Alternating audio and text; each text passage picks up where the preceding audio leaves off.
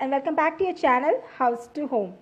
இன்னைக்கு நம்ம ஒரு சூப்பரான பொரியல் முருங்கைப்பூவையும் முட்டையும் சேர்த்து அட்டகாசமா பண்ண போறோம். ரொம்பவே ஹெல்த்தியான ரெசிபி மட்டும் கிடையாது, ரொம்பவே ஈஸியான ரெசிபியும் கூட. ஸோ வாங்க வீடியோக்குள்ளே போய் இதை எப்படி பண்ணுறது அப்படின்னு பார்த்துடலாம். முதல்ல ஒரு பேன் வச்சுருக்கிறேன். பேன் வந்து ஹீட் ஆகட்டும். பேன் சூடானதுக்கு அப்புறமா எண்ணெய் சேர்த்துக்கலாம்.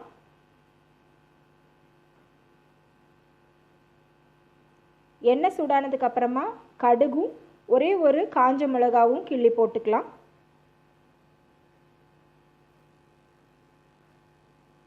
ஸோ கடுகு வெடிக்கட்டும். வெடிச்சதுக்கு அப்புறமா ஒரு பெரிய வெங்காயத்தை நல்லா ஃபைனாக கட் பண்ணி வச்சுருக்கிறேன், அதையும் நான் சேர்த்துக்க போகிறேன். இது ஒரு பொடிமா ஸ்டைலில் இருக்கிற பொரியல் அப்படிங்கிறதுனால நீங்கள் வெங்காயம் ஜாஸ்தியாகவே சேர்த்துக்கலாம். எவ்வளோ சேர்த்தாலும் நல்லதாக இருக்கும். வெங்காயம் சேர்த்துட்டு ஒரு நிமிஷம் லைட்டாக வதக்கிக்கோங்க. இப்போ வந்து நல்லா ஃபைனாக சாப் பண்ண ஒரு பச்சை மிளகாவும் கூடவே கருவேப்பிலையும் சேர்த்துக்க போகிறேன். வெங்காயம் கொஞ்சம் பிங்க் ஆற வரைக்கும் இதை வந்து வதக்கிக்கலாம்.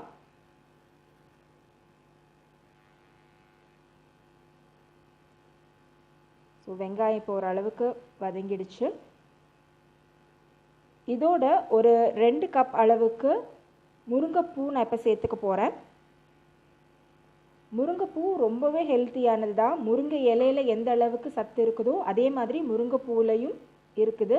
ஸோ உங்களுக்கு முருங்கைப்பூ கிடைக்கும் அப்படின்னா கண்டிப்பாக இந்த ரெசிபியை நீங்கள் ட்ரை பண்ணி பாருங்கள். இதுக்கு முன்னாடியே நான் முருங்கைப்பூவும் பருப்பும் சேர்த்து ஒரு கூட்டு பண்ணி நான் போஸ்ட் பண்ணியிருந்தேன்.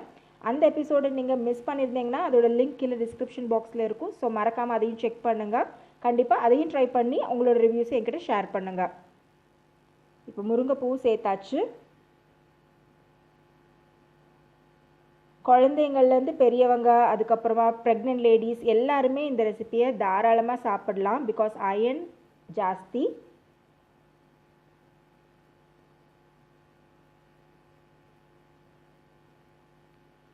முருங்கைப்பூவை நல்லா கிளறி விட்டுக்கலாம்.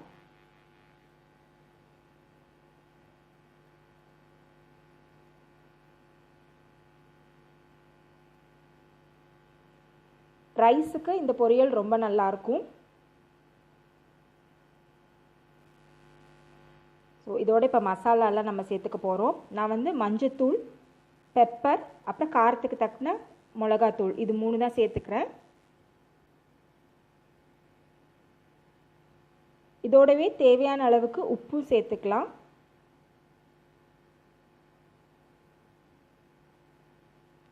இப்போ நம்ம குக் பண்ணுற இந்த முருங்கைப்பூ பொரியல் வந்து ஒரு 4 பேர் இருக்கிற வீட்டில் வந்து கரெக்டாக இருக்கும். பார்த்தீங்கன்னா ஒரு 5 மினிட்ஸ்க்கு அப்புறமா முருங்கைப்பூ நல்லாவே குக் ஆகிடுச்சு.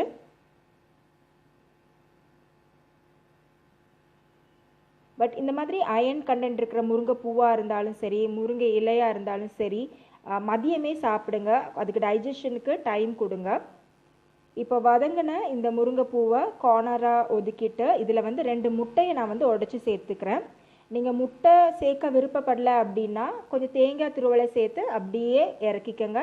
அப்படி சாப்பிட்டாலும் நல்லதாக இருக்கும். பட் முட்டை சேர்த்தா இன்னும் இன்ட்ரெஸ்டிங்காக இருக்கும். 2 முட்டையை சேர்த்துட்டு சைடுலேருந்து கிளறி விட்டுக்கலாம். நம்ம நார்மலாக பொடிமாஸ் பண்ணுற மாதிரி தான்.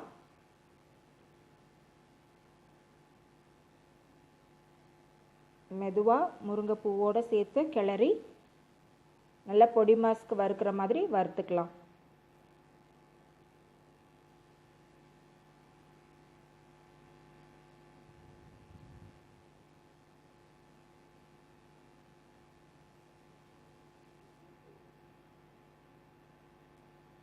உங்களுக்கு முருங்கைப்பூவில் என்னென்ன ரெசிபி செய்ய தெரியும் அப்படிங்கிறத என் கூட ஷேர் பண்ணுங்கள்.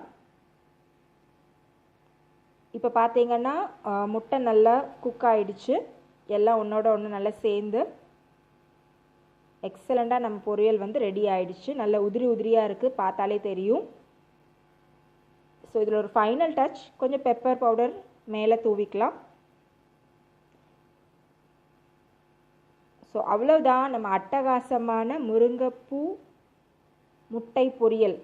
சூப்பராக ரெடி ஆகிடுச்சு. ஸோ கண்டிப்பாக நீங்களும் இந்த ரெசிபியை ட்ரை பண்ணி பாருங்கள். ட்ரை பண்ணிவிட்டு உங்களோட ரிவ்யூஸ், கமெண்ட்ஸ் எதுவாக இருந்தாலும் என் கூட ஷேர் பண்ணுங்கள். மறக்காமல் நம்ம சேனலை சப்ஸ்கிரைப் பண்ணி வச்சுக்கோங்க. மறுபடியும் ஒரு இன்ட்ரெஸ்டிங்கான எபிசோடில் உங்களை மீட் பண்ணுறேன். தேங்க்ஸ் ஃபார் வாட்சிங் ஹவுஸ் டு ஹோம்.